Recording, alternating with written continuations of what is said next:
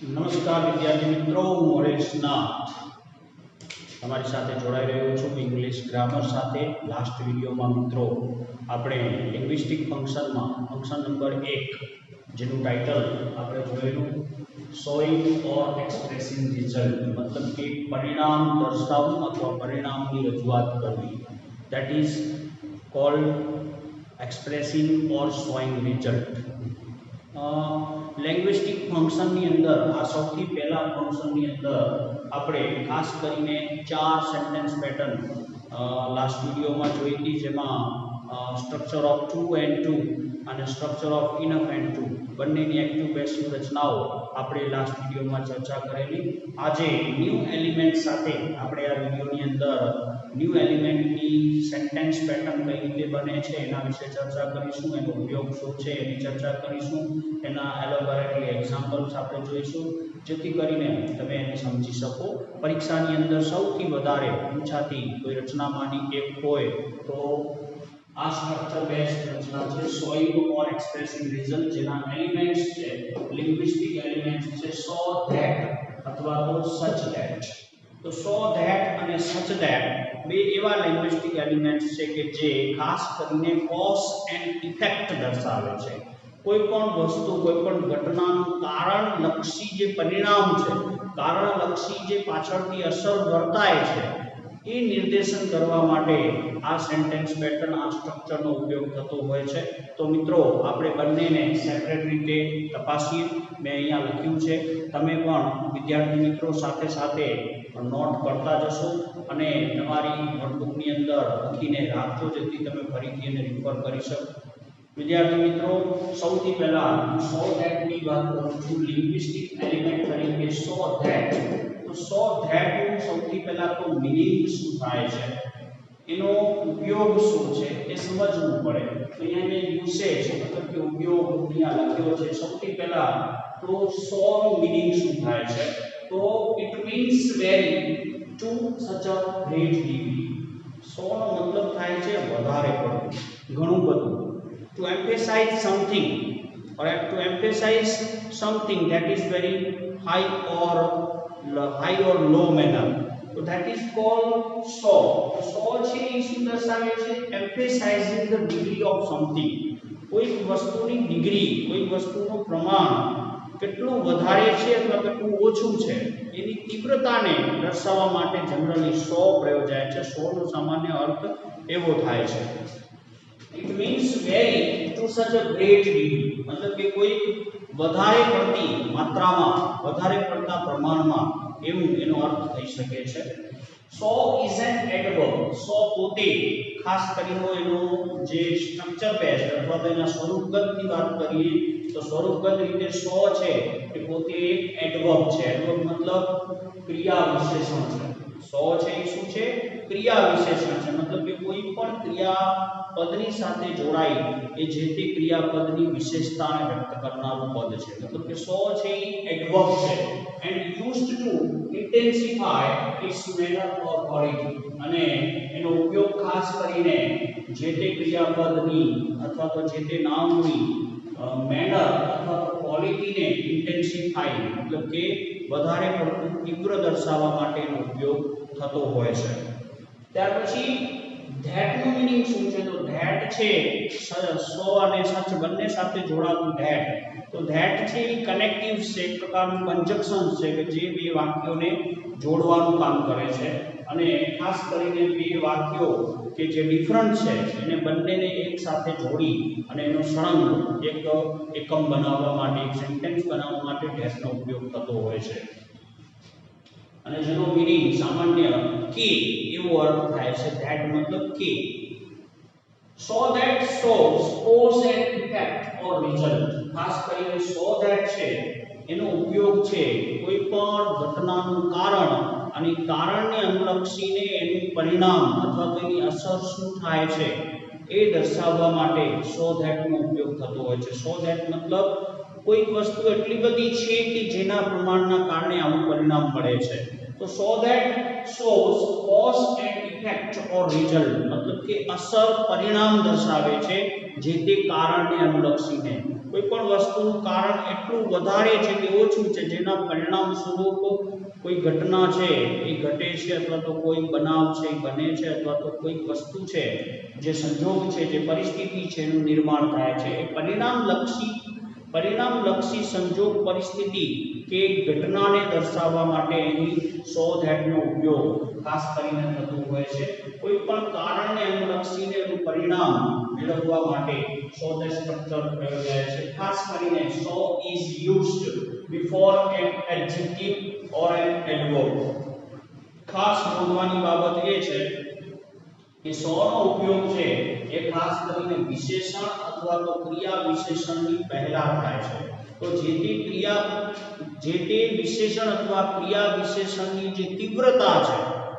વિશેષણ કે ક્રિયા વિશેષણની જે તીવ્રતા છે એને ઇન્ટેન્સિફાય એને વધારવા માટે અહીં સો છે એઝ અ વેરીના સેન્સમાં પ્રયોજાતો હોય છે જેથી કરીને જે તે વિશેષણ કે જે તે ક્રિયા વિશેષણની તીવ્રતામાં વધારો થઈ શકે તો સો ઇઝ અ ઇન્ટેન્સિફાયર અથવા તો વી કેન કોલ ઇટ ડિટરમાઇનર કે જે નિશ્ચિત કરી આપે છે કે કોઈ માત્રા કોઈ તીવ્રતા વધારે છે કોઈ વિશેષણ કે ક્રિયા વિશેષણની તો so is used before an adjective or an adverb ખાસ કરીને ક્રિયા વિશેષણ કે વિશેષણ માટે પણ એનો ઉપયોગ થતો હોય છે એની આગળ એનો ઉપયોગ થાય છે હવે એનું ગુજરાતીમાં મેં અહીંયા એનો ઉપયોગ મેં દર્શાવ્યો છે મિત્રો નોંધી લેજો ખાસ કોઈ પણ ઘટનાનું કારણદર્શી કોઈ પણ ઘટના છે એનું કારણ એની અંદર આવી જાય અને એ કારણને અનુલક્ષીને જે પરિણામ કે અસર જે પરિણામ કે અસર નિપજાવવાની થાય એના માટે સો ધેટનો ઉપયોગ થાય છે કોઈ પણ ઘટનાનું કારણદર્શી પરિણામ કે અસર દર્શાવવા કોઈ પણ ઘટનાનું કારણદર્શી પરિણામ કે અસર દર્શાવવા માટે સો ધેટ પ્રયોજાય છે કોઈ પણ ઘટના પરિસ્થિતિ સંજોગ કે પછી વિશેષણ કે ક્રિયા વિશેષણની તીવ્રતા ના કારણે જે પરિણામની અસર આપણને દર્શાવવાની થાય એ અસર અથવા તો પરિણામને દર્શાવવા માટે સામાન્ય રીતે સો ધેટનો ઉપયોગ થતો હોય છે તો સો ધેટ છે એ ખાસ કરીને વિશેષણ કે ક્રિયા વિશેષણની તીવ્રતા તેમજ કારણલક્ષી પરિણામ કે અસર નિપજાવવા માટેનો ઉપયોગ થાય છે તો વિદ્યાર્થી મિત્રો આ બાબત છે એના ઉપયોગને આપણે સમજી લઈએ ખાસ કરીને નોંધ પણ કરી લેશો એનો ઉપયોગ સર્વથા આપણે સામાન્ય અંગ્રેજીની અંદર એનો ઉપયોગ બહુધા થાય છે એના બહુવિકલ્પી ઉપયોગની અંદર ખાસ કરીને સો ધેટ છે એ ડેઈલી રોજબરોજના જીવનમાં આપણે ઉપયોગમાં લેતા હોઈએ છીએ તેથી આ સ્ટ્રક્ચરને ફંક્શનને સમજવું ખૂબ જ જરૂરી છે ત્યાર પછી સો ધેટ નું સ્ટ્રક્ચર શું છે તો સો ધેટ નું સ્ટ્રક્ચર મતલબ એની વાક્ય રચના કઈ રીતે બને છે સો ધેટ છે એની વાક્ય રચના એના સ્ટ્રક્ચરને એની સંરચનાને કઈ રીતે બનાવી શકાય તો અહીંયા મેં લખી છે મિત્રો તમે પણ સાથે નોંધજો સૌથી પહેલા સ્ટ્રક્ચરની અંદર કર્તા मतलब કે સબ્જેક્ટ જે છે એ સૌથી અગત્યનો છે સૌથી પહેલા subject plus as per the tense એની ક્રિયાપદ मतलब કે કાળ પ્રમાણે ક્રિયાપદનું રૂપ અહીંયા મૂકવાનું થાય છે કોઈ પણ જે તે કાળ પ્રમાણે જે કયા કાળની અંદર તમને વાક્ય બનાવવાનું છે અથવા કયા કાળની અંદર તમારે જે તે ઘટનાને નિરૂપવાની છે એ ઘટનાના ક્રિયાપદને ખાસ કરીને જે તે કાળના અનુસંધાનમાં અહીં મૂકવાનું થાય ત્યાર પછી કાળ પ્રમાણે ક્રિયાપદ પછી એના પછી મૂકવામાં આવે છે સો પછી કોઈ પણ વિશેષણ અથવા તો ક્રિયા વિશેષણ કોઈ પણ વિશેષણ અથવા ક્રિયા વિશેષણ આપણે ઉપર વાત કરી કે સો નો ઉપયોગ છે કોઈ પણ એડજેક્ટિવ અથવા એડવર્બની આગળ થાય છે મતલબ કે આગળ એ પ્રયોજાય છે કોઈ પણ વિશેષણ અથવા ક્રિયા વિશેષણની આગળ સો નો ઉપયોગ થાય છે અને સો છે જે તે વિશેષણ કે ક્રિયા વિશેષણની તીવ્રતા માટે પ્રયોજાય છે તેથી તેનો ઉપયોગ છે એ આગળ દર્શાવાયો છે ત્યાર પછી આના પછી સો સાથે સીધે સીધું કનેક્શન અહીંયા ધેટનું રચાય છે સો સાથે સીધે સીધું વચ્ચે વિશેષણ અથવા ક્રિયા વિશેષણ પછી અહીંયા ધેટ મૂકવામાં આવે છે કે જે બીજા વાક્યને સાથે જોડી દે છે તો અહીંયા સુધી એક વાક્ય બને છે આ વાક્ય જે છે એ વાક્ય આખું એક છે અહીંયા કને ધેટ વડે બીજું વાક્ય જોડાય છે સેકન્ડ નંબરનું વાક્ય છે એ આગળ જોડાય છે એની સાથે કર્તા પ્લસ કાળ પ્રમાણે ક્રિયાપદ પ્લસ સો પ્લસ એડજેક્ટિવ અથવા એડવર્બ બંનેમાંથી જે સેટ થતું હોય તે પ્લસ સંયોજક તરીકે ધેટ મુકાય છે મતલબ 100 ધેટ રચના અહીંયા પૂરી થાય છે પ્લસ હવે એની સાથે બીજું એક વાક્ય જોડાય છે જેમાં કર્તા અને કર્તા પછી કાળ પ્રમાણે ક્રિયાપદ વિદ્યાર્થી મિત્રો અહીંયા ખાસ મહત્વની બાબત નોંધ કરજો મિત્રો કે જે કાળ આગળ હોય છે જે ક્રિયાપદનો કાળ તમે આગળ જણાવ્યું છે એ જ કાળ છે એ પાછળ અહીં રિપીટ થવું જોઈએ મતલબ કે જે કાળ તમે આગળ વાપરો છો એ જ કાળ પાછળ અહીંયા આવે છે વાક્યની અંદર આ મહત્વનું છે અને મોટા ભાગના વિદ્યાર્થીઓ આ ભૂલો કરતા હોય છે વાક્યની અંદર જે કાળ તમે આગળના વાક્યમાં પ્રયોગો છો એ જ કાળને તમારે પાછળ પણ ઉપયોગ કરવો પડે છે ઘણા વિદ્યાર્થીઓ પરીક્ષાની અંદર ઇવન મોટા જે પણ એમની પ્રેક્ટિસની અંદર મહાવરાની અંદર મેં જોયું છે કે આગળ જે કાળનો ઉપયોગ કર્યો હોય અને પાછળના કાળની અંદર કોઈ સમાનતા હોતી નથી બંને ડિફરન્સ થઈ જાય છે જેથી વાક્ય રચના તૂટી પડે છે ખાસ કરીને આવડતું આખું સ્ટ્રક્ચર હોય પરંતુ માત્ર અને માત્ર આ કાળ પ્રમાણે ક્રિયાપદ ગોઠવવામાં વિદ્યાર્થી મિત્રો થાપ ખાતા હોય છે તો અહીંયા મિત્રો ખાસ વાત નોંધજો કે બંને જે વાક્ય રચનાઓ છે વાક્ય રચના 1 અને વાક્ય રચના 2 કે જે ધેટ વડે જોડાય છે એ બંનેનો કાળ છે એ હંમેશા મેન્ટેન કરવું પડે એ કાળની આખી બાબત છે કે જે કાળ ભણતા હોઈએ ત્યારે જણાવવું પડે કે કયા કાળ સાથે કયો કાળ મેચ થાય તો ખાસ કરીને અહીંયા તમને આપણી કાળના જે ક્રિયાપદ છે એ પ્રમાણેનું મેચિંગ હોવું જોઈએ જેને આપણે એક્ઝામ્પલ દ્વારા પણ સમજીશું આ વાક્ય રચનાને અનુલક્ષીને મેં અહીંયા ઉદાહરણ લખ્યું છે અહીંયા ખાસ ધ્યાન આપજો મિત્રો સૌથી પહેલું બી he is so big that he cannot walk properly ખાસ કરીને he is so big that he cannot walk properly હવે આ રચનાના અનુસંધાનમાં આ વાક્યને આપણે તપાસીએ તો સૌથી પહેલું કર્તા તરીકે અહીંયા he છે ત્યાર પછી કાળ પ્રમાણે ક્રિયાપદ મતલબ કે અહીંયા is છે કે જે કયા કાળમાં છે જે અહીંયા વર્તમાન કાળમાં મુકાયેલું છે is છે એ વર્તમાન કાળનું રૂપ છે તો to be નું રૂપ છે કે જે વર્તમાન કાળનું છે તો અહીંયા કને મિત્રો આપણે આગળ કયો કાળ આપ્યું છે વર્તમાન કાળ છે આગળ જો વર્તમાન કાળ હોય તો એનું પાછળ પણ વર્તમાન જ હોવું જોઈએ એને પછી ભૂતકાળમાં અથવા ભવિષ્યમાં ન ચેન્જ કરી શકાય તો અહીંયા કને he is so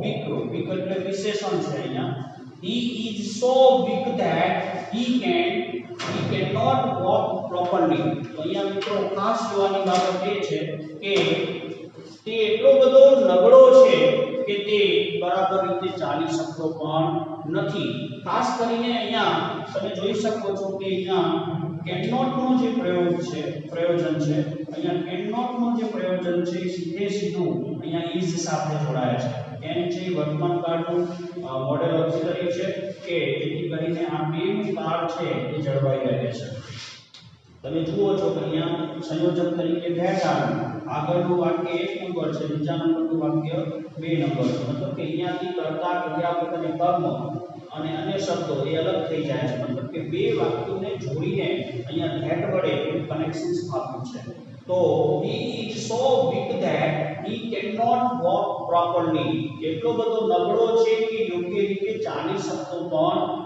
નથી તો અહીંયા કને big જે વિશેષણ છે એની તીવ્રતામાં વધારો કરવા માટે so નો ઉપયોગ થાય છે it intensifies the degree of adverb or adjective so છે એનું કામ શું છે કોઈ પણ વિશેષણ કે ક્રિયા વિશેષણની તીવ્રતામાં વધારો કરવો intensifies એ શું કરે છે intensifies the degree of adverb or adjective અહીંયા weak નામનું જે વિશેષણ છે એની તીવ્રતામાં અહીં so છે એ વધારો કરે છે અને that છે એ બંને વાક્યોને જોડી અને એક નવું જ પરિણામ ઉત્પન્ન કરે છે જુઓ અહીંયા એક કારણ છે he is so weak એટલો બધો નબળો છે નબળો હોવું એ ઘટનાનું કારણ છે અને નબળા હોવાના કારણે પરિણામ શું મળે છે, એની અસર શું વર્તાય છે, he cannot walk properly, એ બરાબર રીતે ચાલી શકતો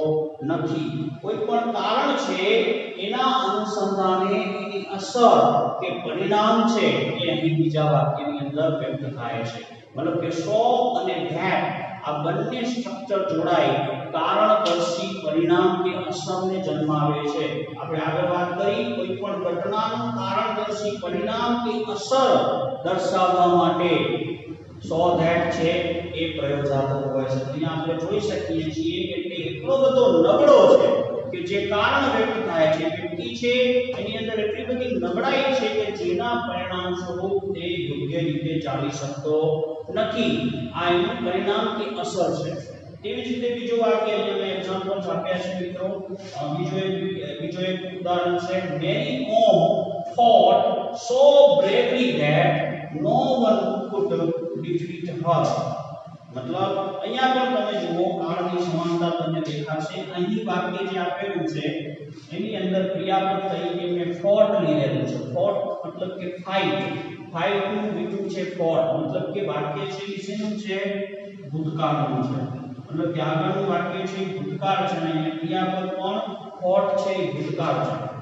માટે આપણે એ વસ્તુને ખાસ ધ્યાનમાં રાખવાનું છે કે આગળ જો ભૂતકાળ છે તો એનું પાછળનું ક્રિયાપદ પણ શું હોવું જોઈએ, ભૂતકાળ હોવું જોઈએ. જો અહીંયા કને could આવી, can ના આવી. જો વર્તમાન હોય તો can આવે, પણ અહીંયા કને શું આવી ગયું, could આવી ગયું કે જે ભૂતકાળ સૂચક છે. can નું ભૂતકાળનું રૂપ છે could અને could સાથે અહીંયા defeat મતલબ કે ક્રિયાપદનું મૂળ રૂપ હંમેશા મોડેલ ઓક્સિલરી સાથે ક્રિયાપદનું બેઝ ફોર્મ જ પ્રયોજાય એવો સનાતન નિયમ છે ખાસ કરીને. તો અહીંયા આપણે વાક્યને જોઈ શકીએ છીએ કે મેરી કોમ fought so bravely that. હવે અહીંયા કને bravely શબ્દ છે એ શું છે, ક્રિયા વિશેષણ છે, વિશેષણ નથી. કારણ કે પાછળ શું લાગેલું છે, ly લાગેલું છે. bravely મતલબ કે ક્રિયા વિશેષણ છે, ક્રિયાની અંદર ઇન્ટેન્સિફાય કરે છે. તો ક્રિયા વિશેષણની તીવ્રતા અહીંયા સો વ્યક્ત કરે છે. મતલબ કે મેરી કોમ એટલું બહાદુરીપૂર્વક લડી, મેરી કોમ એટલી બહાદુરીપૂર્વક લડી, જે કારણ છે એનું લડવાનું છે બહાદુરીપૂર્વકનું હતું, એ કારણ છે જેના પરિણામ અથવા અસર રૂપે થાય છે શું, that no one could defeat her. અહીંયા that વડે વાક્યને જોડી દેવાયો છે. અહીં that વડે બીજા વાક્યને જોડી દેવાયો છે. અહીંયા કર્તા તરીકે no one છે, મતલબ કે કોઈ પણ વ્યક્તિ એને હરાવી શક્યો નહીં. મેરી કોમ એટલું જોરદાર, એટલું હિંમતપૂર્વક, એટલું બહાદુરીપૂર્વક લડી કે એને બીજો કોઈ વ્યક્તિ હરાવી શક્યો નહીં. તો મતલબ કે અહીં આગળના વાક્યમાં અસર કારણ છે, પેલા બીજા વાક્યમાં એની અસર અથવા તો એનું પરિણામ વ્યક્ત કરવામાં આવ્યું છે. ત્રીજું એક વાક્ય આપણે જોઈએ, નિર્જા ઇઝ સો ટોકેટિવ. અહીંયા તમને જે વિશેષણ યુઝ થયો છે ટોકેટિવ, આ એડજેક્ટિવ છે. અહીંયા ક્રિયા વિશેષણ નથી પરંતુ એડજેક્ટિવ છે કે જે ક્વોલિટી દર્શાવે છે જે તે વ્યક્તિની. તો અહીંયા ટોકેટિવ શબ્દની તીવ્રતા વધારવા માટે સોનો ઉપયોગ થયો છે કે કોઈ વ્યક્તિ છે એટલી બધી વાચાળ છે, એટલી બધી બોલકી છે. તો Nirja is so talkative, Nirja છે એટલી બધી બોલકી છે, એટલી બધી વાચાળ છે કે that she cannot sit silently, કે તે ચૂપચાપ બેસી શકતી નથી. અહીંયા આગળનો કાળ છે એ વર્તમાન કાળ છે, આગળનો કાળ એ વર્તમાન કાળ છે. તો પાછળ આપણે જોઈ શકીએ છીએ જે ક્રિયાપદ છે cannot sit એ પણ શું છે, વર્તમાન કાળ છે. તો ખાસ કરીને આ પેરેલલ બંને કાળ ખાસ જોવાના છે. વાક્યની મેન સમજ જ ત્યાં રહેલી છે એમ કહીએ તો ચાલે.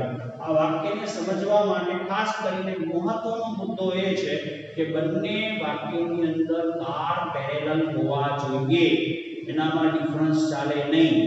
જો તમે ડિફરન્સ કરો તો એ વાક્ય રચના ખોટી પડે, કારણ કે અર્થ ચેન્જ થઈ જાય છે. તો Nirja is so talkative that she cannot sit silently. Nirja છે એટલી બધી વાચાળ છે કે તે ચૂપચાપ બેસી શકતી નથી. ત્યાર પછી ચોથું એક વાક્ય અહીંયા મેં મૂક્યું છે Krishna reads so fast that I cannot understand it. હવે અહીંયા કને જે અહીંયા જે વિશેષણ સોરી અહીંયા જે ક્રિયા વિશેષણ આપેલું છે, અહીંયા ક્રિયા વિશેષણ છે, વિશેષણ નથી. ફાસ્ટ મતલબ ઝડપી. તો કૃષ્ણા રીડ્સ, કૃષ્ણા વાંચે છે, સો ફાસ્ટ એટલું ઝડપથી વાંચે છે. અહીંયા કારણ રહેલું છે. કૃષ્ણાની વાંચવાની સ્પીડ એટલી બધી છે જે કારણરૂપ છે, જેના પરિણામ સ્વરૂપ શું થાય છે હું સમજી શકતો નથી.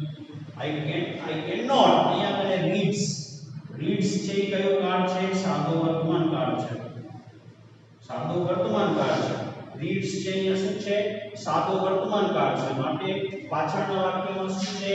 કેન નોટ અન્ડરસ્ટેન્ડ, હું સમજી શકતો નથી. મતલબ કે કેન છે એ વર્તમાન કાળમાં છે. મતલબ કે આ રીતે કાળનું કાળથી જોડાણ પેરેલલ હોવું જોઈએ. તો કૃષ્ણા રીડ સો ફાસ્ટ, કૃષ્ણા એટલું બધું ઝડપથી વાંચે છે કે હું સમજી શકતો નથી. અહીંયા ધેટ છે બંને વાક્યોને જોડી દે છે એઝ સંયોજન તરીકે. તો વાંચવાની ઝડપ એટલી બધી છે એ કારણ છે, એના પરિણામ સ્વરૂપ થાય છે શું? સામે સમજાતું નથી. તો કારણદર્શી પરિણામ વ્યક્ત થાય છે આ વાક્યની અંદર. ત્યાર પછી બીજો એક વાક્ય જોઈએ, my uncle was so busy. અહીંયા બિઝી શબ્દ છે, મતલબ કે એ પણ શું દર્શાવે છે? વિશેષણ. કોઈ પણ વ્યક્તિની અહીંયા કને બિઝીનેસ દર્શાવવામાં આવી છે. અહીંયા કને કર્તા તરીકે આપણે જોઈ શકીએ છીએ માય અંકલ. હવે અહીંયા મહત્વની ચર્ચા છે કાળ વિશે. તો કાળ કયો છે? ભૂતકાળ છે. વોઝ મતલબ ભૂતકાળ. તો my uncle was so busy that, મારા કાકા એટલા બધા વ્યસ્ત હતા કે, કારણ દર્શાવે છે. કારણ શું છે? વ્યસ્ત હોવું. વ્યસ્ત હોવું એ એટલું બધું છે, તીવ્રતાપૂર્વકનું વ્યસ્ત હોવું છે, વધારે હોવું છે, તેથી કરીને he could not attend my birthday party.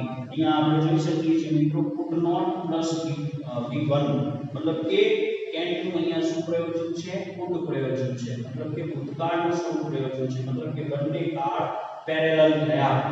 તો my uncle was so busy that he could not attend my birthday party. મારા કાકા એટલા બધા બિઝી હતા, એમની બિઝીનેસ એટલી બધી વધારે હતી કે જેથી કરીને તેઓ મારી જન્મદિવસની પાર્ટીમાં આવી શક્યા નહોતા. એને જન્મદિવસની પાર્ટી અટેન્ડ કરી શક્યા નહોતા. તો અહીંયા કને જે તે વિશેષણની તીવ્રતા વ્યક્ત કરવા સો પ્રયોજાયું છે અને વાક્યને જોડવા માટે ધેટ પ્રયોજાય છે. જે વાક્યનું આખું કમ્બાઇનેસ આપણે જોઈએ તો પ્રથમ વાક્ય છે કારણ વ્યક્ત કરે છે અને બીજું વાક્ય છે કારણલક્ષી પરિણામ કે અસરને વ્યક્ત કરે છે કે આ કારણથી આવું પરિણામ આવ્યું. એટલા બધા બીજી છે કે જેથી કરીને તેઓ બર્થડે પાર્ટીમાં જોડાઈ શક્યા નથી. હવે વિદ્યાર્થી મિત્રો, આ એનું સ્ટ્રક્ચર છે, એનો ઉપયોગ છે. આપણે વધુમાં વધુ 5 વાક્યો અહીંયા જોયા છે. હવે 5 વાક્યોની પેટર્નમાં હું દરેક વખતે તમને એક્ઝામ્પલ આપી શકવા માટે સક્ષમ નથી, કારણ કે સમયની મર્યાદા નડતી હોય છે મિત્રો. ટેકનિકલ ફોલ્ટના કારણે આપણે ઘણી વખત ચર્ચા માટે એટલો સમય નથી રહેતો. તો મૂળભૂત રીતે આપણે લાસ્ટ વિડિયોની અંદર ચર્ચા કરેલી કે આ કોઈ પણ ફંક્શન છે તમને 3 સ્વરૂપે પૂછાતું હોય છે. સૌથી પહેલા એનું રેકોગ્નિશન કરવું, બીજું છે એનું કમ્પ્લીટ વાક્ય પૂર્ણ કરવું અને ત્રીજું છે કોઈ પણ વાક્યના રિસ્પોન્સની અંદર જે તે ફંક્શનનો ઉપયોગ કરવો. તો અહીંયા મિત્રો સો ધેટ સ્ટ્રક્ચર છે એ તમે જાણો છો. સો સાથે જ્યારે વચ્ચે વિશેષણ અને છેલ્લે વાક્યને જોડવા માટે ધેટ પ્રયોજાયું હોય તો તમે આસાનીથી એનું રેકોગ્નિશન કરી શકો છો કે ફંક્શન કયું હશે. એ ફંક્શન હશે શોઈંગ ઓર એક્સપ્રેસિંગ રિઝલ્ટ, મતલબ કે પરિણામદર્શી ફંક્શન છે. તો સો ધેટ જ્યાં જોવા મળે એ સીધું ઓળખાઈ જવું જોઈએ કે એને શું કહેવાય છે? શોઈંગ રિઝલ્ટ ઓર ફંક્શન એવું નામ આપણે આપી શકીએ છીએ, રેકોગ્નિશન થઈ શકે છે. ત્યાર પછી વાક્યની અંદર પણ તમને અહીં સુધી અથવા તો અહીં સુધી 100 સુધી વાક્ય આપેલું હોય, બરાબર છે. દરેક વાક્ય તમે જોશો કે 100 સુધી તમને વાક્ય આપેલું હશે અને પાછળનું વાક્ય છે એ તમને પૂરું કરવાનું કહેશે. મતલબ કે વાક્ય પૂછેલું હોય he is so, હવે કૌંસમાં આપેલું છે એક્સપ્રેસિંગ રિઝલ્ટ અથવા એક્સપ્રેસોઇંગ રિઝલ્ટ. તો તમારે સ્પષ્ટપણે જાણી લેવું પડે કે આ સો જો જ્યારે સીધે સીધું ક્રિયાપદ પછી આપેલું હોય ત્યારે હંમેશા વિશેષણની ક્રિયા વિશેષણની તીવ્રતા દર્શાવવા માટે પ્રયોજાયું હોય. આ બાબતને સમજી લેવી પડે. તો સો પછી સીધે સીધું કોઈ પણ વિશેષણ કે ક્રિયા વિશેષણ લગાડી ધેટ વડે બીજા વાક્યની અંદર પરિણામ નિપજાવવાની વાત આપણને કરવાની આવે. તો આ મિત્રો છે એ બીજો ફંક્શન છે. ત્યાર પછી ત્રીજી પેટર્ન છે કોઈ વાક્યના સંદર્ભમાં આપણે જ્યારે એનો રિસ્પોન્સ આપવાનો હોય અને એનામાં એક્સપ્રેસિંગ રિઝલ્ટ અને એમાં સો ધેટ નો ઉપયોગ કરવાનો થાય ત્યારે આવી રીતે સ્ટ્રક્ચર તમે બનાવી શકો છો. તો આ વાત છે મિત્રો સો ધેટ. ત્યાર પછી આપણે જઈએ સચ ધેટ. તો હવે લેંગ્વેજિક એલિમેન્ટ તરીકે સચ ધેટ નો ઉપયોગ શું છે અને એની વાક્ય રચના કઈ રીતે બને છે એ પણ બહુ વાક્ય પૂછાતું હોય છે પરીક્ષાની અંદર અને ખૂબ જ અગત્યની છે. રોજબરોજના જીવનની અંદર પણ એનો ઉપયોગ આપણે કરતા હોઈએ છીએ. તેથી કરીને એની જે મહત્તા છે એ સમજીને આપણે જો સ્ટ્રક્ચરને સમજીએ તો આપણે અંગ્રેજી ભાષાની અંદર વધારે નહીં તો થોડું ઘણું પણ આપણે પ્રોગ્રેસિવ રીતે સારું એવું શીખી શકીએ છીએ. તો લેંગ્વેજિક એલિમેન્ટ તરીકે સચ ધેટ. તો સચ ધેટ નું મીનિંગ શું છે? સૌથી પહેલા તો મેં લખ્યું છે ટુ ગ્રેટ ડિગ્રી. જેવી રીતે સો છે એ જે રીતે વિશેષણ કે ક્રિયા વિશેષણની તીવ્રતા વ્યક્ત કરવા માટે પ્રયોજાય છે તે જ રીતે સચ ધેટ પણ used for emphasizing the degree of something. કોઈ પણ વિશેષણ કે ક્રિયા વિશેષણની તીવ્રતા ઉપર ભાર મૂકવા માટે. અહીંયા કને વિશેષણનું કે ક્રિયા વિશેષણનું નથી પરંતુ પર્ટિક્યુલર કોઈ નામ પણ હોઈ શકે છે. કોઈ પણ નામની તીવ્રતા એની નામની આગળ લાગતા ક્રિયા વિશેષણ કે વિશેષણની તીવ્રતા દર્શાવવા માટે આપણે સચનો ઉપયોગ કરીએ છીએ. આનું સ્ટ્રક્ચર છે સૌથી થોડુંક વિશિષ્ટ એ રીતે છે કારણ કે જે તે વ્યક્તિની ગુણવત્તા અથવા તો લક્ષણને ઇન્ટેન્સિફાઈ કરવા માટે ખાસ કરીને અહીંયા સચ ધેટનો ઉપયોગ થતો હોય છે. જે તે વ્યક્તિ છે એના જે ગુણ છે એની જે ગુણવત્તા છે એની જે લાક્ષણિકતાઓ છે એને ઇન્ટેન્સિફાઈ કરવા માટે સચનો ઉપયોગ થાય છે. અને સચ પછી સીધો વિશેષણ કે ક્રિયા વિશેષણ લાગે છે અને ક્રિયા વિશેષણ પછી હંમેશા કાં તો સિંગ્યુલર નામ જ્યારે હશે ત્યારે સિંગ્યુલર નામ હશે અને પ્લુરલ જ્યારે નામ હશે ત્યારે એની અંદર આર્ટિકલ લાગશે નહીં. તો સચ પછી બે પ્રકારની પેટર્ન અહીંયા આગળ આપણને શીખવી પડશે. Pattern number 1, pattern number 2. તો ખાસ કરીને એની ચર્ચા આપણે પછી કરીશું. પણ મૂળ મુદ્દો એ છે કે કોઈ પણ જે તે નામના લક્ષણ કે એના ગુણને એની ક્વોલિટીને ઇન્ટેન્સિફાઈ કરવા માટે સચ પ્રયોજાતો હોય છે. તો સચનો મુખ્ય ઉપયોગ થાય છે ટુ ગ્રેટ ડિગ્રી. એનો અર્થ એવો થાય છે such is used as a determiner and used before noun. જો અહીંયા સ્પષ્ટ રીતે મેં લખેલું છે કે સચ છે એ હકીકતમાં નિશ્ચાયક છે. મિસ્ટર ડિટરમાઇનર મતલબ નિશ્ચાયક છે, જે નિશ્ચિત કરી આપે છે તેવું, ધેટ ઇઝ નિશ્ચાયક, જેને આપણે ઇંગ્લિશમાં ડિટરમાઇનર કહી શકીએ છીએ. તો such is used as a determiner and used before noun. અને જનરલી કોઈ પણ નાઉન એટલે કે નામની આગળ લાગે છે. નામ છે એ કુલ મળીને 5 પ્રકારના છે. એમાંથી કોઈ પણ પ્રકારનું નામ છે એની આગળ વિશેષણ ક્રિયા વિશેષણ લાગે છે ત્યારે એ નિશ્ચિત નામની આગળ મૂકવામાં આવે છે. ડિટરમાઇનર તરીકેનો ઉપયોગ કરવામાં આવે છે અને હંમેશા નામની આગળ પ્રયોજાય છે. ત્યાર પછી ધેટ ઇઝ અ કનેક્ટિવ, જે આપણે આગળ જોયું. તો ધેટ નું મુખ્ય કામ છે બે વાક્યોને જોડવાનું, મતલબ કે સંયોજન કરવાનું કામ છે કે જે બે વાક્યોને જોડે છે કનેક્ટિવ તરીકે, કંજક્શન તરીકે. ત્યાર પછી such that is used to express cause and effect. ખાસ કરીને કારણ અને એની અસરને નિપજાવવા માટે, કોઈ પણ કારણ છે એની અસરને અથવા તો પરિણામને નિપજાવવા માટે સચ ધેટનો પણ ઉપયોગ થતો હોય છે. સો ધેટનો જે રીતે ઉપયોગ છે તે રીતે સચ ધેટનો ઉપયોગ છે. બંને વચ્ચે ડિફરન્સ માત્ર એટલો છે કે સો ધેટ છે ક્રિયા વિશેષણ કે વિશેષણની તીવ્રતા દર્શાવે છે, જ્યારે સચ ધેટ છે કે જે તે કોઈ પણ વ્યક્તિના ગુણ કે લક્ષણને દર્શાવતા વિશેષણ કે ક્રિયા વિશેષણની તીવ્રતા ઇન્ટેન્સિફાય કરે છે. તો આ બે વચ્ચે આ ફરક છે. સો ધેટ છે જનરલી વિશેષણ કે ક્રિયા વિશેષણની તીવ્રતા વ્યક્ત કરે છે, કોઈ પણ સંજોગ કોઈ પણ ક્રિયાની તીવ્રતાને વ્યક્ત કરે છે, પરિસ્થિતિની તીવ્રતાને વ્યક્ત કરે છે. જ્યારે સચ ધેટ છે એ માત્ર ને માત્ર કોઈ પણ નામ કોઈ પણ નામ છે એના વિશેષણથી ક્રિયા વિશેષણની ઇન્ટેન્સિફાઈ કરવા માટે ઉપયોગ થાય છે. મતલબ કે જે તે વ્યક્તિના ગુણ લક્ષણ કે પછી કોઈ પણ એની જે ક્વોલિટી છે એને ઇન્ટેન્સિફાઈ શેના દ્વારા કરવામાં આવે છે? વિશેષણ કે ક્રિયા વિશેષણ દ્વારા. અને એની આગળ સચનો ઉપયોગ થાય છે જે કારણ અને પરિણામ પણ વ્યક્ત કરવા પ્રયોગ થાય છે. It is used for emphasizing the degree of something. કોઈ વસ્તુની ડિગ્રીને ભાર મૂકવા માટે એની તીવ્રતાને વ્યક્ત કરવા માટે સચનો ઉપયોગ થતો હોય છે. સચનો મિનિંગ જ થાય છે ગ્રેટ ડિગ્રી, કોઈ કરતા ઓછા અંશે વધારે પડતું એટલી તીવ્રતાવાળું, ધેટ ઇઝ સચ.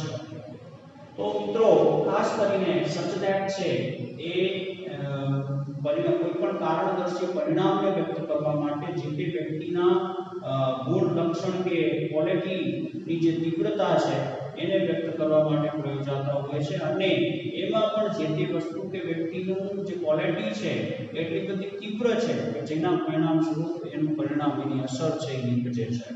એનો ઉપયોગ શું છે મિત્રો અહીંયા ચર્ચા કરું છું. કોઈ પણ નામના, જુઓ અહીંયા એકવાર ફરીથી સમજો, કોઈ પણ નામના ગુણ મતલબ ક્વોલિટી, ગુણ કે વર્તણૂક મતલબ વર્તન, એની જે એના જે લક્ષણો છે એના વર્તનમાં જે કંઈ પણ લક્ષણો દેખાય છે તે, તો કોઈ પણ નામના ગુણ કે વર્તણૂક સાથે જોડાયેલા, બરાબર છે, કોઈ પણ વર્તણૂક અથવા તો ગુણ સાથે જે જોડાયેલું છે તેવું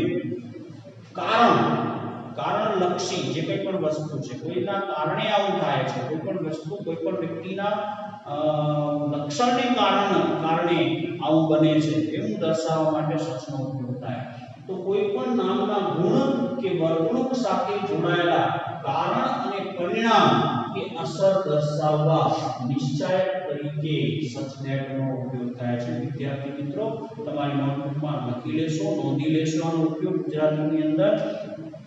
એક નિશ્ચયક તરીકે કોઈ પણ નામના ગુણ કે વર્તણૂક સાથે જોડાયેલા કારણને વ્યક્ત કરવા અને કારણલક્ષી પરિણામને વ્યક્ત કરવા માટે, એ કારણલક્ષી અસરને વ્યક્ત કરવા માટે નિશ્ચયક તરીકે સચ ધેટનો ઉપયોગ થાય છે, સચનો ઉપયોગ થાય છે. વિદ્યાર્થી મિત્રો ત્યાર પછી સચ ધેટનું આપણે સ્ટ્રક્ચર જોઈએ. સ્ટ્રક્ચરની અંદર મુખ્યત્વે બે પેટર્ન છે, પેટર્ન નંબર 1 અને પેટર્ન નંબર 2, જે બંને પોતાની રીતે વિશિષ્ટ છે. ખાસ કરીને વિદ્યાર્થી મિત્રો ધ્યાન આપજો અને અટેન્ટિવલી ખાસ જોજો કે આ બે વચ્ચે શું તફાવત છે. એમાં સૌથી પહેલું કર્તા, પહેલા સ્ટ્રક્ચરની અંદર કર્તા, પછી કાળ પ્રમાણે ક્રિયાપદ, જે તે કાળ તમે આગળ વાત કરી કે જે કાળ આગળના વાક્ય છે બાકીની અંદર છે એ જ કાળ પાછળ પેરેલલ હોવો જોઈએ. તો કાળ પ્રમાણે ક્રિયાપદ, પછી સચ પછી, હવે અહીંયા બંને વાક્યોની અંદર ફરક છે, ખાસ નોંધજો મિત્રો. અહીંયા સચ પછી આર્ટિકલ આપેલું છે એ અથવા એમ, અને એ કોના સંદર્ભમાં હશે? વિશેષણના સંદર્ભમાં હશે. વિશેષણનો ખાસ આર્ટિકલ યુઝ કરતી વખતે જોવાનું એ રહે છે જેમાં આર્ટિકલના નિયમો પણ તમને આવડતા હોવા જોઈએ કે વિશેષણ છે એ કયું વિશેષણ છે. દાખલા તરીકે ઓનેસ્ટ છે તો ઓનેસ્ટ ની આગળ કયું લાગે છે? એન લાગે છે, બરાબર છે. તો આ જે આર્ટિકલના નિયમો છે એ પણ આની અંદર મેટર કરતા હોય છે. અને જો તમે એકનું બીજું એમાં લખો છો તો એ વાક્ય ખોટું ગણાય, અને એ તમે ભલે ને આખી રચના સાચી લખી હોય, બધું આખું બરાબર હોય, પરંતુ આ માઇનર ફોલ્ટના કારણે પણ વાક્ય રચના ખોટી પડી શકે છે. માટે આ જે આર્ટિકલ્સના જે રૂલ્સ છે એને પણ આપણે ફોલો કરવો પડે. તો જે તે વિશેષણના અનુસંધાનમાં અહીંયા આર્ટિકલનો ઉપયોગ થાય છે, એ અથવા એમ, અને ત્યાર પછી વિશેષણ. અને વિશેષણ પછી જ્યારે એ અને એન્ડ વાક્યની અંદર પ્રયોજાયા હોય ત્યારે સીધે સીધો સનાતન નિયમ એમ છે કે એ અને એમ એન છે એ કોઈ પણ એક વસ્તુ માટે પ્રયોજાય છે, મતલબ કે એક વચન માટે પ્રયોજાય છે। માટે એ અને એન વિશેષણ પ્રશ્ન હંમેશા કયું નામ હશે? સિંગ્યુલર નામ હશે, એક વચનનું નામ હશે। આની અંદર બહુવચન ના આવી શકે કારણ કે આગળ એ અને એન લખ્યા છે। એ અને એન લખ્યા હોય ત્યારે એની સાથે આવતું જે નામ છે એ હંમેશા કેવું હોય? એક વચનનું હોય છે, સિંગ્યુલર હોય છે। એ વસ્તુ ખાસ નોંધવાની રહેશે। તો એ અને એન વિશેષણ પ્લસ એક વચનનું નામ અને સંયોજન તરીકે અહીંયા ધેટ છે અને ધેટ પછી કોમન સ્ટ્રક્ચર છે કર્તા કાળરૂપાની ક્રિયાપદ પ્લસ કર્મ પ્લસ અન્ય શબ્દો। તો અહીંયા તમે કનેક્ટિવ તરીકે ધેટ જોડાય છે। આ વાક્ય નંબર 2 છે, આ વાક્ય નંબર 1 છે, મતલબ કે એક અને બે વાક્યો ધેટ દ્વારા જોડાતા હોય છે, જેમાં વિશેષણની તીવ્રતાને વ્યક્ત કરવા માટે અહીંયા સચ પ્રયોજાય છે। બરાબર છે। તો આ વિશેષણ કોનો ગુણ દર્શાવે છે? તો જે તે નામનું ગુણ દર્શાવે છે, તો આ વર્તણૂક દર્શાવે છે અને એ વર્તણૂક અને એના ગુણની તીવ્રતાને વ્યક્ત કરવા માટે અહીંયા સચ પ્રયોજાય છે। એનું એક એક્ઝામ્પલ જોઈએ આ વાક્ય રચનાને અનુલક્ષીને। મિત્રો અહીં એક્ઝામ્પલ મેં લખ્યું છે love is such a powerful feeling. Love is such a powerful feeling that everybody likes to be felt. હવે અહીંયા તમે સ્ટ્રક્ચરની રીતે તમે જોશો તો તમને એક આઈડિયા સ્પષ્ટ થશે કે પ્રેમ છે જે પોતે ક્રિયા કરશે નહીં, મતલબ કે એનાઇનમેન્ટ ઓબ્જેક્ટ છે, મતલબ કે વાક્ય રચના છે કેવી છે? પેસિવ છે, જે અહીંયા સ્પષ્ટ તમે જોઈ શકો છો। કર્તા જ્યારે પોતે સક્રિય હોય ત્યારે એક્ટિવ હોય, કર્તા જ્યારે પોતે સક્રિય નથી એની જગ્યાએ કર્મ મહત્વનો ઓબ્જેક્ટ છે એ મહત્વનો બને છે ત્યારે હંમેશા પેસિવ સ્ટ્રક્ચર હોય છે। તો અહીંયા લવ છે માટે એનું સ્ટ્રક્ચર કેવું છે? પેસિવ સ્ટ્રક્ચર છે। કેવું સ્ટ્રક્ચર છે? આ પેસિવ સ્ટ્રક્ચર છે, એ તમે જોઈ શકો છો। પેસિવ સ્ટ્રક્ચર તમે જોઈ શકો છો। લવ ઇઝ સચ અ પાવરફુલ। હવે અહીંયા જુઓ કર્તા તરીકે કોણ છે? લવ। કર્તાના સ્થાને લવ છે, ઇઝ છે એ ક્રિયાપદ છે, મતલબ કે વર્તમાન કાળ છે, પછી સચનું કાળ અને અહીંયા અ મૂક્યું છે, આર્ટિકલ અ મૂક્યું છે માટે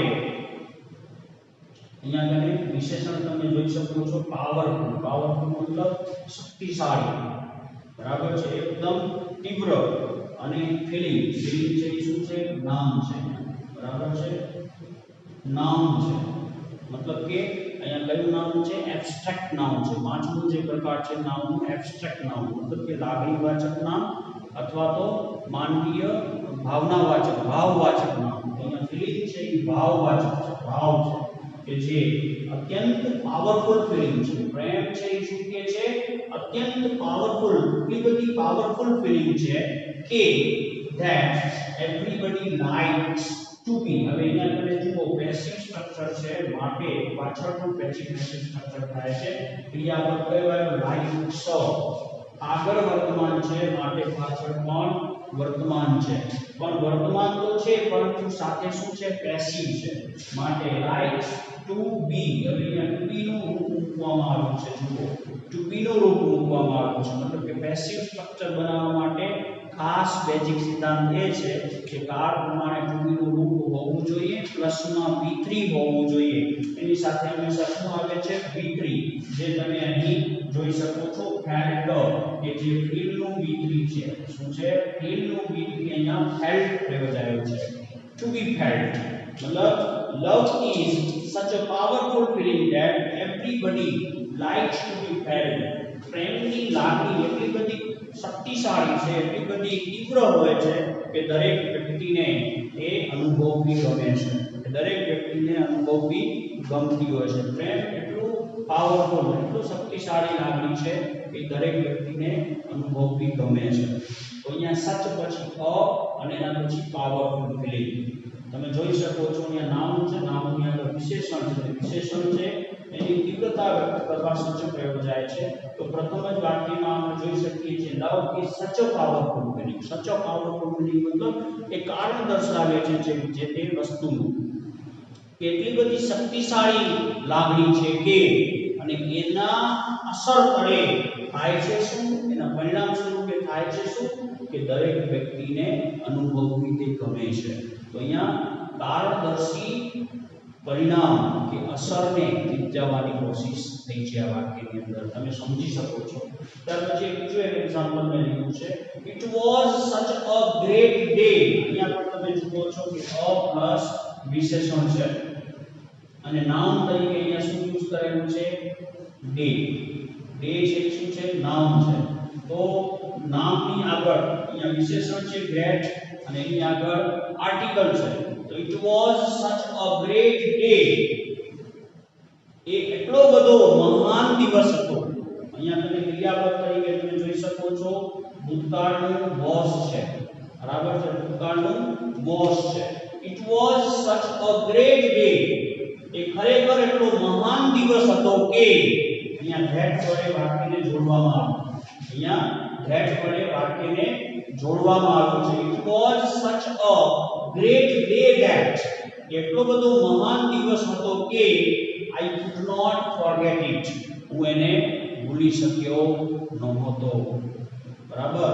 અહીંયા જ્યારે was છે તો પાછળ તમે જોઈ શકો છો could not forget. could છે ભૂતકાળ છે અને પ્લસ ક્રિયાપદનું મૂળ રૂપ, મતલબ કે ભૂતકાળનું સ્ટ્રક્ચર જ પાછળ રહ્યું. મેં આગળ વાત કરી કાળ હંમેશા પેરેલલ રહેવા જોઈએ. બરાબર છે. કાળની અંદર પેરેલેલિટી હોવી જોઈએ, બંને પેરેલલ હોવા જોઈએ. આ ભૂતકાળ છે તો પાછળ ભૂતકાળ છે.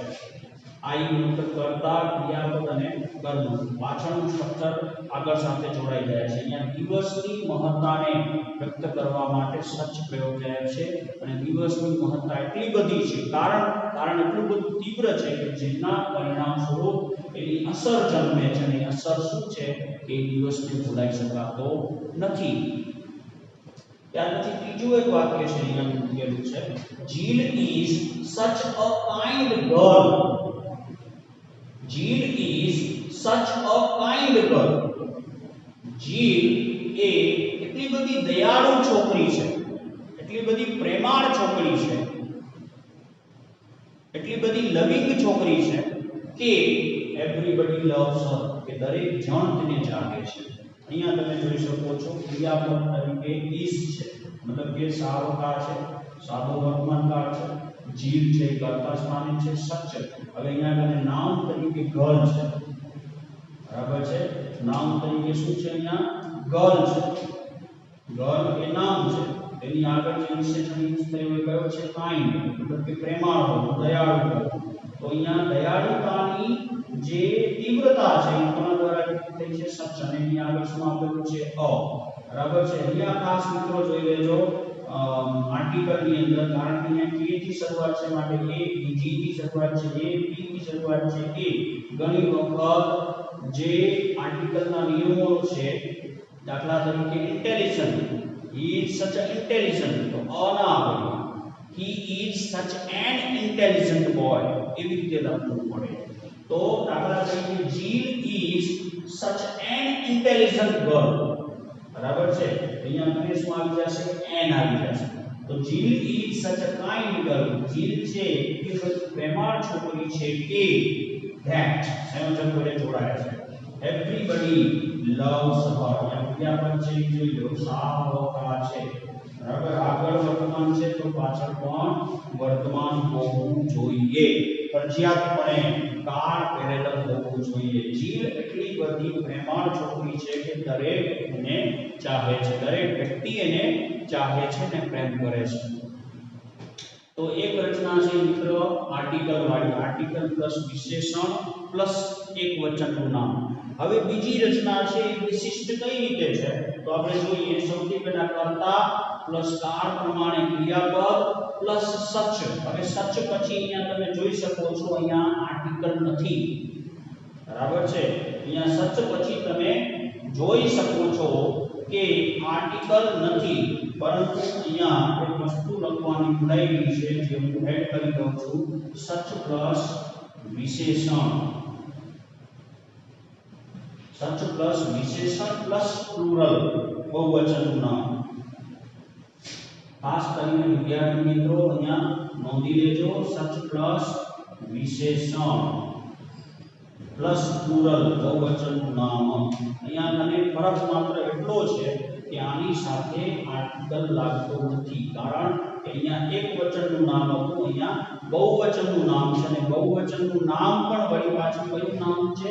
અનકાઉન્ટેબલ નામ છે અને અનકાઉન્ટેબલ નામની આગળ ક્યારે આર્ટિકલ લાગતા નથી. આ સનાતન નિયમ છે. અનકાઉન્ટેબલ મતલબ જેને ગણી શકાય નહીં અને આર્ટિકલનો મતલબ જ એ થાય છે કે ગણી શકાય એવાની આગળ છે એ અને એન લાગે. તો અહીંયા કને આર્ટિકલ લાગતા નથી અને એની પછી સીધો અનકાઉન્ટેબલ પ્લુરલ નામ એટલે કે બહુવચનનું નામ મૂકવામાં આવે છે અને બાકીની રચના સેમ છે. ધેટ પ્લસ કર્તા પ્લસ કાળ પ્રમાણે ક્રિયાપદ કર્મ અને અન્ય શબ્દો. સેન્ટેન્સ પેટર્ન નંબર 2 સચ ધેટ ની. સચ ધેટ ની અંદર બે સેન્ટેન્સ પેટર્ન છે. ખાસ વિદ્યાર્થી મિત્રો યાદ રાખજો. કાળ કર્તા કાળ પ્રમાણે ક્રિયાપદ પ્લસ સચ પ્લસ વિશેષણ પ્લસ બહુવચનનું નામ પ્લસ ધેટ પ્લસ કર્તા પ્લસ કાળ પ્રમાણે ક્રિયાપદ પ્લસ કર્મ. એનું એક એક્ઝામ્પલ અહીંયા મેં મૂકેલું છે મિત્રો.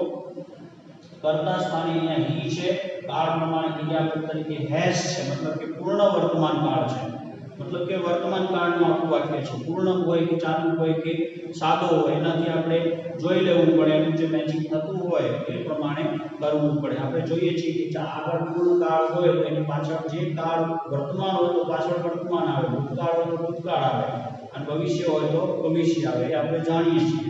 તો અહીંયા તમે he has such interesting books. હવે અહીંયા તમે જોઈ શકો છો એક નામ તરીકે અહીંયા શું આપેલું છે? બહુવચનનું નામ છે બુક્સ. જુઓ ખાલી બુક નથી પણ બુક્સ છે, તો માટે અહીંયા આર્ટિકલ નથી આવતો, નો આર્ટિકલ. આ વસ્તુ ખાસ નોંધવાની છે. જો નામ તરીકે અહીંયા બહુવચન આપેલું હોય તો અહીંયા આગળ આર્ટિકલ લાગે નહીં. બાકી વાક્ય કોમન છે. he had such interesting books. એની પાસે એટલી રસપ્રદ બુકો છે, બરાબર. અહીંયા કારણ વ્યક્ત થાય છે. એની પાસે રહેલી બુકો એટલી બધી રસપ્રદ છે, તો અહીંયા કને રસપ્રદ ઉપર તીવ્રતા લાવવા માટે સક્ષમ, મતલબ કે જે તે નામની જે ગુણવત્તા છે, જે ક્વોલિટી છે એની અંદર તીવ્રતા દર્શાવાય છે. તે બુકની અંદર તે બુકો જે એટલી બધી રસપ્રદ છે કે જેની અસર શું થાય છે? એવરીબડી વોન્ટ્સ ટુ બોરો, કે દરેક જણ એની પાસે ઉછીની લેવા માંગે છે. મતલબ કે બુક્સની અંદર એટલું બધું રસપ્રદપણું છે કે દરેક વ્યક્તિ એને લેવા માટે ચાહે છે. બીજું એક વાક્ય છે this restaurant has such delicious food. આ રેસ્ટોરન્ટનું ખોરાક છે એટલું બધું ડેલિશિયસ છે. ડેલિશિયસ મતલબ સ્વાદિષ્ટ. તો ડેલિશિયસ એ વિશેષણ છે, ફૂડ છે એ શું છે? નામ છે. અને એની આગળ હવે ફૂડ છે એ કેવું નામ છે? ફૂડને ગણી શકાતું નથી, ખોરાકને ગણી શકાય નહીં. તો ખોરાક છે કેવું નામ છે? અનકાઉન્ટેબલ નામ છે. અનકાઉન્ટેબલ નામ છે માટે એની આગળ શું મુકાય નહીં? આર્ટિકલ મુકાતું નથી. સીધે સીધું સચ પછી વિશેષણ પ્લસ બહુવચનનું નામ. હવે ફૂડ છે એ ઓલરેડી બહુવચન છે, પ્લુરલ છે. ફૂડનું બહુવચન પણ પ્લુરલ થાય, બરાબર છે. ફૂડને ફૂડ્સ ન લખાય, ફૂડ ફૂડ જ કહેવાય. તો ડેલિશિયસ ફૂડ ધેટ, બરાબર, બહુવચનનું નામ છે અને એની અંદર જે ડેલિશિયસ સ્વાદિષ્ટતાનું જે વિશેષણ છે એની તીવ્રતા દર્શાવવા માટે અહીંયા સચનો ઉપયોગ થયો છે અને જે કારણ પણ દર્શાવે છે કે તે રેસ્ટોરન્ટનું ખાણું છે એટલું બધું સ્વાદિષ્ટ છે કે that it is always crowded with people. તેથી કરીને તે હંમેશા લોકોથી ખીચ ભરેલું હોય છે. આ રેસ્ટોરન્ટનું જે ખાણું છે એટલું બધું સ્વાદિષ્ટ હોય છે જેથી કરીને આ રેસ્ટોરન્ટ હંમેશા પબ્લિકથી, લોકોથી હંમેશા ભરચક હોય છે, હંમેશા ભરાયેલો હોય છે. એનું જે ખાણું છે, એનું જે ખોરાક છે એટલું બધું સ્વાદિષ્ટ હોય છે કે તે હંમેશા લોકોથી ખીચોખીચ ક્રાઉડેડ હોય છે. તો વિદ્યાર્થી મિત્રો, સ્ટ્રક્ચર 1 અને 2 ની અંદર પાયાનો મૂળભૂત તફાવત માત્ર ને માત્ર છે આર્ટિકલનો છે. જો આર્ટિકલ હોય તો એની પાછળ જે નામ લાગે છે હંમેશા એકવચનનું લાગે, અને જો આર્ટિકલ ન હોય તો એની પાછળ હંમેશા હંમેશા નામ છે એ બહુવચનનું લાગે. જો બહુવચનની વાત કરવી હોય તો આર્ટિકલ લગાડવું નથી. એકવચનની વાત કરવી હોય તો આર્ટિકલ મૂકવું જોઈએ અને એના વિશેષણ તીવ્રતા વિશે ખ્યાલ આવે છે. તો વિદ્યાર્થી મિત્રો, આ એલિમેન્ટ્સની અંદર ખાસ કરીને આ ત્રણ પેટર્નો જે છે એ આપણને યાદ રાખવાની છે, જે પરીક્ષાની અંદર પૂછાતી હોય છે. જે રીતે સો ધેટ ની વાત કરી તે જ રીતે સચ ધેટ પણ મુખ્યત્વે ત્રણ પેટર્નની અંદર પૂછાતું હોય છે: recognition of function, complete the sentence અને રિસ્પોન્ડ ટુ ધ સેન્ટેન્સ. તો ખાસ આ ત્રણ રીતે આ વાક્યો પૂછાતા હોય છે, જેની પ્રેક્ટિસ મિત્રો આ ઉદાહરણના આધારે કરજો. તમે ખાસ કરીને કમ્પ્લીટ ધ સેન્ટેન્સમાં જ્યારે સચ આપેલું હોય, સચ અને ધેટ નું જ્યારે કોમ્બિનેશન જોવા મળે ત્યારે ફંક્શન કયું ગણાશે?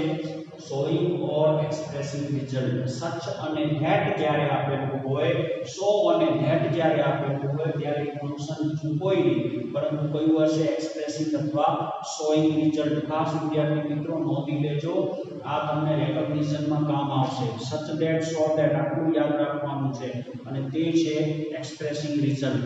અને કમ્પ્લીટ ધ સેન્ટેન્સમાં તમને ઓલરેડી સચ આપેલું હશે.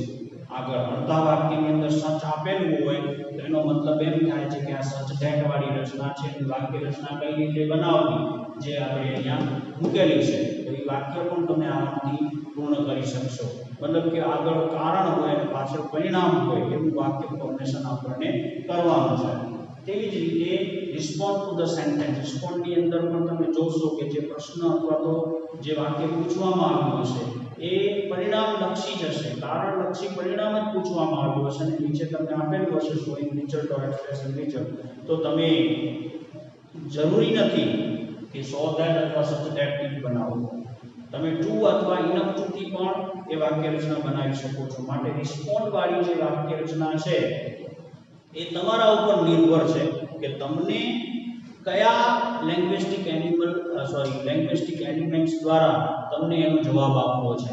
તો રિસ્પોન્ડ ટુ ધ સેન્ટેન્સ એક એવી સેન્ટેન્સ પેટર્ન છે કે જે કોઈ પણ એલિમેન્ટ દ્વારા, પણ શરત એટલી છે કે એલિમેન્ટ આ ફંક્શન દર્શાવતો હોવો જોઈએ, એના દ્વારા તમે વ્યક્ત કરી શકો છો. જરૂરી નથી કે સો ધેટ અથવા સચ ધેટ નો ઉપયોગ કરો. એ તો તમને જે પ્રમાણેનું વાક્ય આપેલું હશે એ વાક્યના જવાબના રૂપે આ શોઈંગ રિઝલ્ટને દર્શાવતું કોઈ પણ એલિમેન્ટનો ઉપયોગ કરી અને તમને વાક્ય પૂર્ણ કરવાનું આવશે. તો વિદ્યાર્થી મિત્રો, આ બે સો ધેટ અને સચ ધેટ એ બંને વાક્ય રચનાઓ પરીક્ષાની અંદર ઘણી બધી વાર પૂછાતી હોય છે. વિદ્યાર્થી મિત્રો, હું અપેક્ષા રાખું કે તમને આ વિડિયો ગમશે અને આ સ્ટ્રક્ચર પેટર્ન્સ ઉપર તમે વધુને વધુ મહાવરો કરશો અને એની અંદર દૃઢીકરણ લાવવાનો પ્રયત્ન કરશો એવી અપેક્ષા સાથે હું વિરમું છું. મિત્રો, નેક્સ્ટ વિડીયોમાં ફરી પાછા નેક્સ્ટ ફંક્શન સાથે આપણે મળીશું. ત્યાં સુધી have a good day, have a nice day. Thank you.